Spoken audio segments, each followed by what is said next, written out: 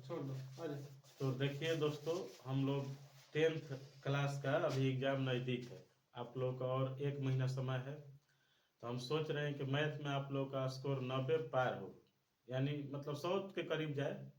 जो लड़का मतलब थोड़ा सा ज़्यादा मेहनत करेगा उसका सही में सही भी आ सकता है। बोर्ड का एग्जाम है, बोर्ड के एग्जाम में तो पूरा में पूरा नंबर आता ही, आप लोग जानिए रहे। तो अभी हम कोई भी चैप्टर पढ़ाएंगे तो पूरा डिटेल में अभी हम लोग नहीं जाएंगे। अभी जिस उस चैप्टर का जो भी आई क्वेश्चन होगा या उस पर आधारित जो भी क्वेश्चन होगा उसको हम लोग डिस्कस करेंगे। तो देखिए, अभी स्कोरिंग चैप्टर 3-4 को बहुत ज़्यादा स्कोरिंग चैप्टर है 10th क्लास में। एक 2 चर वाला रैखिक समीकरण हो गया अध्याय 3, यहाँ से 10-15 नंबर का क्वेश्चन आता है। और एक ट्रिगो हो गया जहाँ से 20-25 नंबर का क्वेश्चन तो आता ही है। और एपी यूपी हो गया, एपी हो गया, द्विघात समीकरण हो गया, ये सबसे ज़्यादा क्वेश्चन आता है। फिर आयतन, पृष्ठीय क्षेत्रफल और आयतन है, सांख्यिकी परिरेखता है, मतलब बहुत सारा चैप्टर है जिससे नंबर बहुत ज़्यादा आता है। और उसको हम बहुत डिटेल में आप लोगों को तैयारी करवाएंगे ही, मतलब लेकिन जिस क्वेश्चन का वैल्यू ज़्यादा है, मतलब जिस क्वेश्चन जो बार बार परीक्षा में आ रहा है उसको हम लोग ज़्यादा रिपीट करेंगे। तो देखिए, तो अभी हम लोग 2 चर वाले रैखिक समीकरण स्टार्ट कर रहे हैं। तो अभी पहले देखिए इस चैप्टर पर हम लोग आएंगे कि आखिर 2 चर वाले रैखिक समीकरण का मतलब होता क्या है। तो देखिए, पहले हम लोग चर समझे। देखिए, अब चर का मतलब हुआ कि जिसका मान चलता हो, चलता होगा, इसका मतलब कहने का मतलब कि जिसका मान बदलता रहता हो। देखिए, जैसे मैं आप लोग सुनिए, जैसे देखिए एक्स का मान हम लोग आपसे पूछ रहे हैं, हम आप लोगों से पूछ रहे हैं एक्स का मान, कि एक्स का मान कितना होगा। तो देखिए, मैथमेटिक्स में आप लोग पढ़े भी होंगे कि माना की संख्या बराबर है एक्स, चाहे माना कि किसी का उम्र बराबर है एक्स। तो हर एक क्वेश्चन में एक का मान आंसर में एक ही नहीं ना आता है। एक का मान कभी 2 आ जाता है, कभी 3 आ जाता है, कभी 4 आ जाता है। तो देखिए, एक्स का मान यहाँ पर क्या है, बदल रहा है। कभी 1 आ जाएगा, कभी एक्स का मान 4 आ जाएगा, कभी एक्स का मान -5 आ जाएगा, कुछ भी आ सकता है। तो देखिए यहाँ पर क्या हो रहा है, एक्स का मान हमेशा बदल रहा है, मतलब कोई जरूरी नहीं है कि एक ही आएगा। तो इसलिए एक्स को हम लोग बोल देंगे चर, यानी जिसका मान चलता हो, यानी बदलता रहता हो। अब इसी प्रकार आप लोग देखिए, इसी प्रकार वाई भी क्या हो जाएगा, चर हो जाएगा। जो एक्स काम करेगा वही वाई काम करेगा। जेड भी क्या हो जाएगा, चर हो जाएगा। यानी M N A B C सभी चर हो सकता है, बशर्ते कि क्वेश्चन में कुछ कंडीशन नहीं दिया हो। अब देखिए, कभी कभी क्या होता है कि क्वेश्चन दे ही देगा, जैसे मान लीजिए कि दे देगा ax + b बराबर मान लीजिए 5 दे दिया। तो यहाँ पर क्वेश्चन कहिए देगा कि ए तथा बी अचर है। अब देखिए, जो चर नहीं होगा वो क्या हो जाएगा, अचर हो जाएगा। अचर का मतलब हुआ कि जिसका मान कभी नहीं बदलता हो। अब जैसे मान लीजिए आप लोग सुनिए, जैसे मान लीजिए कि 4, अब बतलाइए 4 का मान कभी बदल सकता है, कभी नहीं बदलेगा। दुनिया में कहीं भी जाइएगा 4 का मान क्या होगा, 4 ही होगा। तो इसलिए इस सब को हम लोग क्या बोल देंगे, अचर बोल देंगे। क्या बोल देंगे, अचर। यानी इसका इंग्लिश होता है कांस्टेंट। क्या होता है, कांस्टेंट। समझिए आप लोग बात को। तो देखिए, एक होता है चर और एक होता है अचर, यही दोनों का कॉम्बिनेशन अलजेब्रा कहलाता है, यानी बीजगणित। आप लोग को बाद में सब समझ में आएगा, पहले हम लोग क्वेश्चन पर आए। देखिए, तो अब हम लोग को चर का मतलब क्लियर हो गया कि चर क्या होता है। अब हम लोग समझना है रैखिक का मतलब। किसका मतलब, रैखिक का मतलब। देखिए, चर के घात में, यानी चर के मूड़ी पर यदि 0 हुआ तो उसका मतलब होता है शून्य घातीय। ठीक है। यदि चर का मूड़ी पर 1 हुआ तो उसी को हम लोग रैखिक कहते हैं। क्या कहते हैं, रैखिक। यानी चर के घात में कहने का मतलब कि आप लोग भोजपुरी में समझिए कि चर के मूड़ी पर यदि 1 हो गया तो उसका मतलब क्या हो गया, रैखिक। रैखिक, समझिएगा बात को। इसका मतलब चर का घात क्या होगा, चर का घात 1, अर्थात जैसे देखिए एक्स, अभी इसके मूड़ी पर क्या है, कुछ नहीं है तो 1 है। तो ये बताइए क्या हो गया, रैखिक हो गया। अभी y के, अब जैसे मान लीजिए x की मूड़ी पर 2 है, यानी x का घात क्या है, 2 है। तो इसको हम लोग रैखिक बोलेंगे, नहीं बोलेंगे। जैसे कि देखिए यहाँ पर चर के घात में क्या आ गया, 2 आ गया। तो रैखिक का मतलब आप लोग समझ गए होंगे कि जिसके जब चर के मूड़ी पर यानी घात में 1 हो तो उसको क्या हम लोग बोलते हैं, रैखिक। चलिए, अब देखिए, अब हम लोग आए समीकरण पर। देखिए, अब समीकरण का मतलब क्या होता है, कहीं भी बराबर आप लोग जाए, अब बराबर के इस साइड भी कुछ हो, अब बराबर के उस साइड भी कुछ हो, तो इसी को हम लोग समीकरण बोलते हैं। ठीक है। देखिए, जिसे मान लीजिए देखिए यही है, देखिए चलिए इसको लीजिए ax प्लस b बराबर हम 5 लिखे, देखिए मतलब ये तो आप लोग यहाँ पर बराबर है, अब बराबर के इस साइड भी कुछ है ना जी, और उस साइड भी कुछ है, तो इसका मतलब हुआ कि यह एक समीकरण हो गया। तो आप लोग चर का भी मतलब समझ गए, रैखिक का भी मतलब समझ गए, और समीकरण का भी मतलब समझ गए।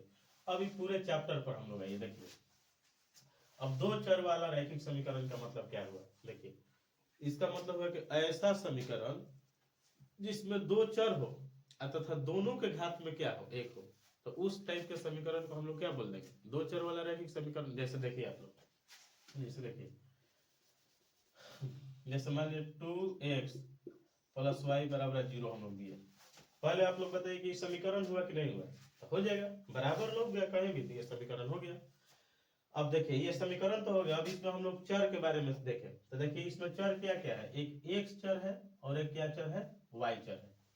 तो देखिए दो चर हो गया, इसमें समीकरण भी है, और देखिए x के घात में यहाँ पर क्या है, कुछ नहीं है तो क्या है, एक है। यहाँ y के घात में देखिए तो क्या है, कुछ नहीं तो क्या है, एक है। यानी आप लोग सीधे समझ गए कि यह एक समीकरण भी है, इसमें दो चर चर भी है, और दोनों के घात में क्या है, एक है, तो इसलिए ये क्या हो गया, दो चर वाला रैखिक समीकरण। अब देखिए जैसे मान लीजिए कि एक और यहाँ पर हम लिख रहे हैं, जैसे मान लीजिए 2x² प्लस 4 बराबर हम 0 लीजिए। अब बताइए, पहले आप लोग ये बात बताइए हमको कि ये समीकरण हुआ कि नहीं हुआ। तो देखिए इसका सीधा मतलब है कि हाँ भाई होगा, क्या नहीं, यहाँ पर बराबर लो किए गया तो समीकरण तो हो ही जाएगा। अब देखिए समीकरण तो ये हो गया, इसमें चर कितना है, x है, और x के देखिए तो घात में क्या है, 2 है, यानी x की मूड़ी पर क्या है, 2 है।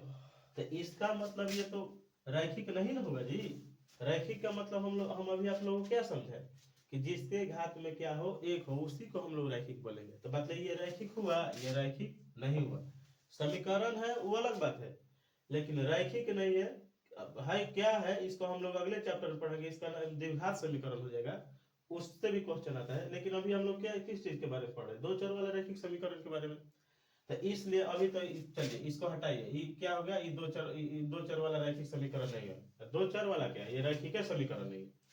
तो बतलाइए आप लोग इस चैप्टर में इसको अभी हम लोग नहीं पढ़ेंगे। चलिए तो इसको हम हटाते हैं, काट देते हैं। तो अभी हम लोग को सिर्फ स्टडी किसके बारे में करना है, दो चर वाले रैखिक समीकरण के बारे में। अब जैसे मैं और देख लीजिए, x माइनस वाई बराबर 5, ये भी क्या हो गया, दो चर वाला रैखिक समीकरण हो गया। कैसे हो गया तो आप लोग खुद ही देख लीजिए, देखिए यहाँ पर बराबर है कि नहीं है, तो समीकरण हो गया। चर कितना है, तो देखिए एक और दो, दो चर भी हो गया, और दोनों चर के घात में देखिए तो क्या है, यहाँ पर भी एक है, कुछ नहीं है तो एक समझिएगा आप लोग, सीधे मतलब समझ लीजिए। तो देखिए यहाँ पर भी एक हो गया, यहाँ पर भी एक हो गया, तो देखिए दोनों का घात में क्या हो गया, एक हो गया, इसलिए रैखिक हो गया। और दो चर है तो दो चर वाला रैखिक समीकरण हो गया। तो चलिए अब आप लोग दो चर वाले रैखिक समीकरण के बारे में समझ गए कि किसको बोला जाता है।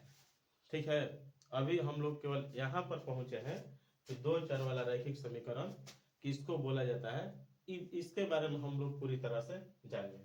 तो चलिए अब देखिए इसमें हम लोग क्या पढ़ना है। अब देखिए, अब भाई आप लोग देखिए, अच्छा आप लोग ये बताइए कि ये दो चर वाला रैखिक समीकरण है, इसको अभी हम लोग लिखे हैं, ठीक है।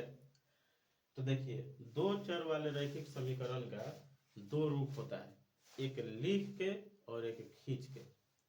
तो जिसको हम लोग लिखेंगे उसको बीजगणितीय रूप बोला जाता है। क्या बोला जाता है, बीजगणितीय। जैसे में देखिए, जैसे में अभी इसको हम लोग क्या किए हैं, लिखे हैं, तो ये कौन सा रूप हो गया, बीजगणितीय रूप हो गया, बीजगणितीय रूप। इसको हम लोग क्या बोलेंगे, बीजगणितीय रूप। और अभी हम आप लोग को क्या बताएं कि किसी भी दो चर वाले रैखिक समीकरण का दो रूप होता है, एक लिख कर और एक खींच कर। अब देखिए खींचना का मतलब क्या होता है, वही ग्राफ है। तो देखिए इसको जब हम लोग खींचेंगे इसको तो ये एक सीधा रेखा आएगा, क्या आएगा, सीधा रेखा। तो यहाँ से एक क्वेश्चन और क्लियर हो गया कि दो चर वाले रैखिक समीकरण का ग्राफ कैसा होता है, तो एक सीधी रेखा होता है, और सीधी रेखा को ही क्या कहा जाता है, सरल रेखा, सीधी रेखा या सरल रेखा। अब देखिए कैसे कैसे क्वेश्चन यहाँ से पूछता है, आप लोग इसके बारे में जानिए। देखिए पहले तो आप लोग बताइए कि दो चर वाले रैखिक समीकरण का कितना रूप, दो रूप। जो लिखे हैं उसको क्यों रूप बोलेंगे, बीजगणितीय रूप। और जो खींच दिए, अब देखिए अभी हम आप लोग को खींचने के बारे में सिखाए नहीं, बस आप लोग जानिए कि इसको खींचने पर एक सीधी रेखा प्राप्त होगा, वो भी हम लोग इस चैप्टर में पढ़ेंगे। वो भी इम्पोर्टेंट, बहुत ज्यादा इंपॉर्टेंट क्वेश्चन है। 5 नंबर का हर एक साल एक आता है, ये एकदम फिक्स है। तो देखिए, तो उसके बारे में हम सिखाएंगे आप लोग को। तो पहले यहाँ से 1 नंबर ये क्लियर कीजिए, कैसे कैसे क्वेश्चन आता है। देखिए क्वेश्चन आएगा कैसे कि 2 चर वाले रैखिक समीकरण का ग्राफ कैसा होता है, तो उसमें ऑप्शन में आप लोग को दिया रहेगा सरल रेखा, तो जहां पर आप लोग क्या उस पर टिक मार दीजिए। ठीक है, चलिए यहाँ तक हम लोग समझे। अभी खींचने के बारे में आप लोग को हम समझाएंगे। अब देखिए, अब जो खींचे हैं हम लोग उसको कहा जाता है ज्यामितीय रूप। क्या रूप? ज्यामितीय रूप। चलिए, ये आप लोग समझे कि 2 चर वाले रैखिक समीकरण का कितना रूप होता है? 2 रूप, एक लिख कर और एक खींच कर। जो लिखेंगे हम लोग उसको कहेंगे बीजगणितीय रूप, और जो हम लोग खींचेंगे उसको क्या कहेंगे? ज्यामितीय रूप। चलिए, यहाँ तक हम लोग का क्लियर हुआ। अब देखिए यहाँ से अब एक और क्वेश्चन कैसे आता है, पहले इसको हम लिख देते हैं आप लोग के सामने। चलिए जल्दी जल्दी लिख लीजिएगा आप लोग, थोड़ा लाइट वेट बढ़ा लीजिएगा, थोड़ा स्पीड बढ़ा लीजिएगा, जल्दी जल्दी काम हो जाएगा। तो चलिए अभी हम देखिए लिख देते हैं इसको। देखिए 2 चर वाले रैखिक समीकरण, 2 चरों वाले, आप लोग स्पीड बढ़ा कर देखिएगा, रैखिक समीकरण। तो चलिए अब बोलिए इसका कितना रूप? 2 रूप।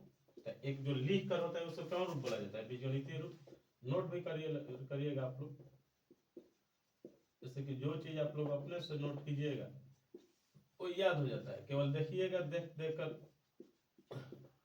छोड़िएगा नहीं, इसको नोट भी करते रहिएगा। चलिए, ज्यामितीय रूप, इसको हम शॉर्ट में लिख देते हैं, इसको लिख के इसको खींच के। चलिए अब देखिए, अब यहाँ से आप लोग एक बात जानिए। देखिए अब यहाँ से जो भी हम बात बोल रहे हैं वो बहुत ज्यादा इंपॉर्टेंट है। देखिए क्या है, पहले हम आप लोग को 2 चर वाले रैखिक समीकरण लिख रहे हैं। 2x + 3y बराबर 4।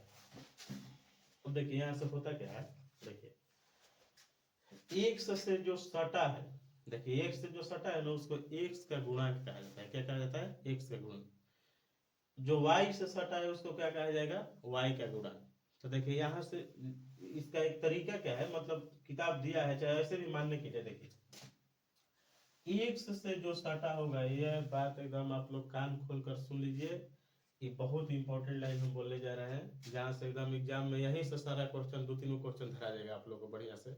ग्राफ भी सही है कि गलत, यहीं से आप लोग पकड़ लीजिए। तो देखिए x से जो सटा रहेगा उसको a बोला जाएगा, y से जो सटा रहेगा उसको क्या बोला जाएगा? b, और जो किसी से नहीं सटा रहेगा उसको क्या बोला जाएगा? c, यानी जो खलिया हुआ किसी से नहीं सटा है। देखिए अब आप लोग बताइए, यहाँ पर x से क्या सटा है? 2 सटा है, तो x का मान यहाँ पर क्या हो गया? a का मान क्या हो गया? 2 हो गया। यानी x से जो सटा होगा उसको हम लोग a बोलेंगे, y से जो सटा रहेगा उसको हम लोग b बोलेंगे, जो किसी से नहीं सटा रहेगा उसको क्या हम लोग क्या बोलेंगे? c बोलेंगे। तो देखिए a बराबर कितना हो गया? 2। अब बताइए y से क्या सटा है? 3 सटा है, तो b का मान क्या हो गया? 3 हो गया। अब बताइए ये जो 4 है किसी से सटा है? नहीं सटा है, तो इसको हम लोग क्या बोलेंगे? सी बोलेंगे। सी बराबर कितना हो गया? 4। लेकिन क्वेश्चन बनाते समय जब भी हम लोग ए बी सी का बंटवारा करेंगे तो हम लोग बराबर के उधर केवल 0 रखेंगे, सारा चीज को बराबर के इधर खींच देंगे। अब देखिए क्वेश्चन बनाते ए बी सी के बारे में आप लोग समझिए कि x से जो सटा रहेगा उसको a, y से जो सटा रहेगा b, और जो खलिया रहेगा उसको क्या बोला जाएगा? c। लेकिन देखिए क्वेश्चन बनाते समय जब भी ए बी सी छाटने का को आएगा, चाहे हम लोग ए बी सी छाटेंगे, तो सबसे पहला काम हम लोग करेंगे कि सारा चीज को बराबर के इस साइड कर लेंगे। देखिए बराबर को उस साइड से भी चलेगा, लेकिन ज्यादा सहूलियत क्या रहेगा कि सभी को बराबर के इधर, और इधर वाला को क्या बोला जाता है? LHS बोला जाता है, और उधर वाला को क्या बोला जाता है? RHS बोला जाता है। जैसे देखिए ये बराबर हो गया, इधर क्या है? मेरा दाहिना हाथ है, तो दाहिने ओर को बोला जाएगा RHS, इधर क्या है? बामा है, तो इधर हम लोग क्या बोलेंगे? LHS। तो जब भी ए बी सी हम लोग छाटेंगे तो सबसे पहले हम लोग क्या करेंगे कि LHS में सभी को खींच देंगे और तब ABC का छाटेंगे। अब देखिए इस क्वेश्चन में देखिए आपसे आप लोग देखिए अब बताइए बराबर के इधर सब कुछ है? नहीं है। देखिए बराबर को उधर भी है कि नहीं है? 4 उधर हो गया, तो सभी चीज को बराबर के क्या करेंगे? इधर लाएंगे। तो देखिए 2x + 3y, और देखिए बराबर के इधर लाने पर चाहे इधर से उधर ले जाने पर अलजेब्रा का रूल है, बीजगणित का रूल है क्या, कि जो चीज उधर प्लस में रहेगा इधर आएगा वो माइनस में होगा, जो इधर माइनस में रहेगा उधर जाएगा तो प्लस में होगा, यानी माइनस प्लस हो जाएगा, प्लस माइनस हो जाएगा। जो उधर गुना में रहेगा उधर भागा में आ जाएगा, जो भागा में रहेगा गुना में, मतलब आप लोग जानते भी होंगे, जानते ही है। चलिए ये सब छोटा मोटा बात है, छुआ सतह से लड़का को सबको सिखाया जाता है, फिर भी हम दोहरिया दे, चलिए दे दी तो कोई बात नहीं। तो बतलाइए 2x + 3y। अब बताइए बराबर का उधर क्या है, 4 है, और 4 के पीछे आप लोग देखिए ना जी, 4 के पीछे कुछ नहीं है, इसका मतलब प्लस है। सीधे आप लोग को कुछ नहीं, इसका मतलब क्या है, प्लस है। तो बताइए ये इधर से इधर आएगा तो यहाँ पर क्या हो जाएगा, प्लस से क्या हो जाएगा माइनस, और बराबर क्या हो जाएगा 0। अब देखिए अब ये जो समीकरण हुआ, अब जब हम लोग क्वेश्चन बनाएंगे तो ऐसे ही करके बनाएंगे, ए बी सी, जहां पर ए बी सी छांटने का काम आएगा तो ज्यादा सहूलियत रहेगा। अब देखिए अब यहाँ से हम लोग मिलाए, अब बताइए एक्स में क्या सटा हुआ है, 2 सटा हुआ है, तो ए का मान क्या हो गया 2 हो गया। वाई से क्या सटा हुआ है 3 सटा हुआ है, यानी बी का मान कितना हो गया 3 हो गया। और बताइए तो ये जो 4 है किसी से सटा है, नहीं सटा है, तो सी का मान क्या हो गया -4 हो गया। अब आप लोग सोच रहे होंगे कि वहां पर आप तो बताएं तो सी का मान 4 बोल दिए, यहाँ पर सी का मान क्या बोल दिए -4 बोल दिए। तो देखिए बात वो नहीं है, बात यह है कि जब भी हम लोग क्वेश्चन बनाएंगे ए बी सी पर आधारित जो क्वेश्चन का ट्रिक है वो सब ज्यादा आप लोग के लिए सुटेबल होगा कि बराबर की इधर कर दिया जाए। नहीं तो देखिए क्या करना पड़ेगा, कुछ चीज बराबर का उधर आएगा, कुछ चीज इधर आएगा। तो पहले जो एक जैसा है चर वाला है इसको एक तरफ कर लीजिएगा, और जो अचर है उसको एक तरफ कर लीजिए, वो एक तरीका है। मतलब 3-4 को समीकरण दिया रहेगा, चाहे ज्यादातर तो 2 समीकरण देता है, तो बराबर के उधर, बराबर के इधर चर वाला रख लीजिएगा, बराबर का उधर अचर वाला। लेकिन ये सब बातें छोड़िए, सीधे हम लोग क्या करना है कि सभी चीज को बराबर की इधर हम लोग खींच लेंगे जब भी एबीसी पर आधारित क्वेश्चन आएगा। चलिए यहाँ तक आप लोग बात समझ गए। तो फिर से एक बार दोहरिया देता है, एक से जो सटा हुआ है, क्योंकि यही बहुत इंपॉर्टेंट है भाई लोग, देख लीजिए। वाई से जो सटा है उसको क्या बोलेंगे बी, और जो किसी से नहीं सटा है उसको क्या बोलेंगे हम लोग सी। चलिए अब देखिए। अच्छा अब आप लोग एक बात बताइए कि इस समीकरण को हम लोग ऐसे लिख सकते हैं 2x + 3y। देखिए यहाँ पर माइनस है, हम चाह रहे हैं इसको प्लस के फॉर्म में लिखे। देखिए कोई जरूरी नहीं है कि प्लस के फॉर्म में लिखे, लेकिन कुछ बात है, एक नंबर का एक बात है, इसलिए हम चाह रहे हैं कि इसको थोड़ा सा प्लस मिलाया जाए। देखिए यहाँ पर जैसे ही हम लोग प्लस किए नहीं तो चेंज हो जाएगा, यहाँ पर है क्या माइनस, तो देखिए तो यहाँ पर हम लोग माइनस लगा जब बताइए तो प्लस माइनस सट क्या हो जाएगा माइनस हो जाएगा, कोई फर्क नहीं पड़ा। अब देखिए 4 अब बराबर क्या लिख दिया 0। अब आप लोग बताइए, इसको ऐसे हम लोग बता रहे हैं। देखिए एक्स जो सटा है उसको क्या हम लोग बोलेंगे ए, देखिए ए एक्स हो जाएगा। फिर देखिए बी से जो सटा है उसको हम लोग क्या बोलेंगे, वाई से जो सटा है उसको क्या हम लोग बोलेंगे बी। तो देखिए तो प्लस बी वाई हो गया। देखिए तो ये प्लस जो किसी से नहीं उसको सटा है उसको क्या हम लोग बोलेंगे सी। तो देखिए तो ये सी हो गया, यहाँ पर बराबर 0। अब देखिए इसी लाइन के लिए हम ये सब की, ई वाला की, ठीक है। चलिए देखिए अच्छा अब ऊपर वाला पर